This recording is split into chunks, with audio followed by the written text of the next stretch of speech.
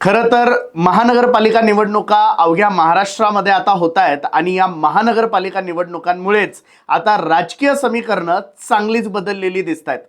एकीकडे काही ठिकाणी अजित पवार गट वेगळा आहे तर शिंदे भाजप एकत्र आहेत, तर काही ठिकाणी शिंदे अजित पवार एकत्र येताना भाजप मात्र वेगळा पडलेला आहे।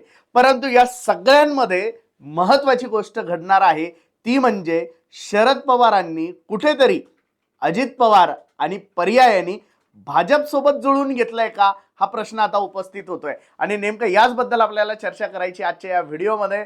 चला तर सुरू करूया। नमस्कार, मी डॉक्टर महेश, आपण बघत आहात गोष्ट छोटी पण डोंगरा एवढी। अर्थात हा व्हिडिओ शेवटपर्यंत जरूर बघा आणि आवडल्यास लाईक आणि शेअर करायला विसरू नका। चला तर सुरू करू। खरं तर शरद पवार हे नाव घेतलं की कधी काळी पुरोगामी विचारांचं नेतृत्व असं आपण पवार साहेबांबद्दल नेहमी ऐकत आलेलो आहे आणि नेहमीच पवार साहेबांनी अधूनमधून ब्राह्मण आणि ब्राह्मणेतर हा वाद कसा महाराष्ट्रामध्ये राहील याची काळजी सुद्धा वारंवार घेतलेली आपल्याला दिसते। सनातन धर्माविरुद्ध आणि प्रखर हिंदुत्वाविरुद्ध कायमच शरद पवार हे उभे ठाकलेले आपल्याला दिसतात। कायमच वंचित आणि मागासलेल्या ज्या समाज आहे त्यांच्या बाजूने बोलताना शरद पवार आपल्याला दिसतात आणि म्हणूनच की काय पुण्यामध्ये कधीतरी लोकमान्य टिळकांची पगडी जेव्हा त्यांना घातल्या जात होती म्हणजे पुणेरी पगडी घातल्या जात होती तेव्हा ती बाजूला ठेवून एका जाहीर कार्यक्रमात फुलेंची पगडी घाला असं सांगणारे हे शरद पवार।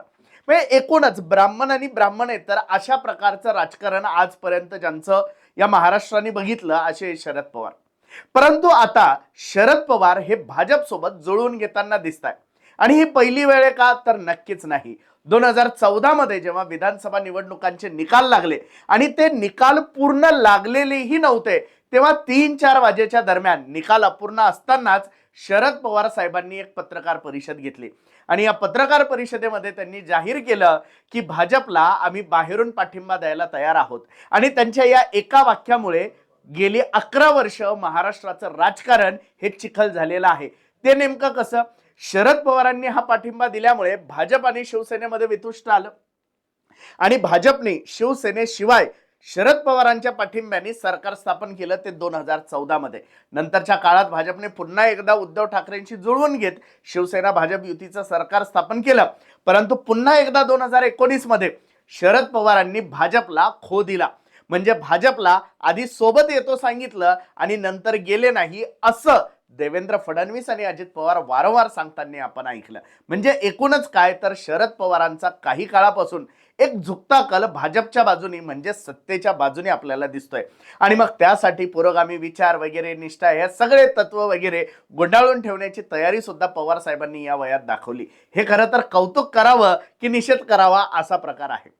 परंतु आता पुन्हा एकदा महानगरपालिका निवडणुका होत आहेत, परंतु मधल्या काळात बरंच पुलाखालून पाणी गेलंय। त्याच्यामध्ये शिंदे गट हा वेगळा झालाय उद्धव ठाकरेंपासून, अजित पवार गट हा वेगळा झालेला आहे, परंतु अडाणी यांना बारामतीमध्ये बोलवताना अजित पवार, सुप्रिया सुळे आणि शरद पवार एकत्र आले आणि आता दबक्या आवाजामध्ये कौटुंबिक एकता आणण्याचा प्रयत्न सुरू झालेला आहे आणि याचमुळे आता शरद पवार काहीसं काँग्रेसपासून अंतर ठेवून वागतायत आणि त्यामुळेच की काय काँग्रेस सोबत शरद पवारांनी युती तोडलेली आहे। सध्या काँग्रेस आणि दोन्ही ठाकरे एकत्र येणार आहेत मुंबई महानगरपालिकेसाठी आणि शरद पवार मात्र वेगळे राहणार आहेत। अर्थात आता शरद पवार अजित पवारांना पाठिंबा देतात का आणि भाजप सोबत जातात का हा प्रश्न आता उभ्या महाराष्ट्राला पडलाय आणि अर्थात आतल्या ज्या घडामोडी आहे त्यावरून तरी शरद पवार सध्या भाजप सोबत जुळवून घेणार अशाच प्रकारच्या बातम्या येत आहेत आणि याच पद्धतीचं संजय शिरसाट साहेब यांनी वक्तव्य देखील केलेलं होतं। अर्थात येणाऱ्या 2-3 दिवसात काय घडामोडी घडतात ते आम्ही तुमच्यापर्यंत पोहोचवूच।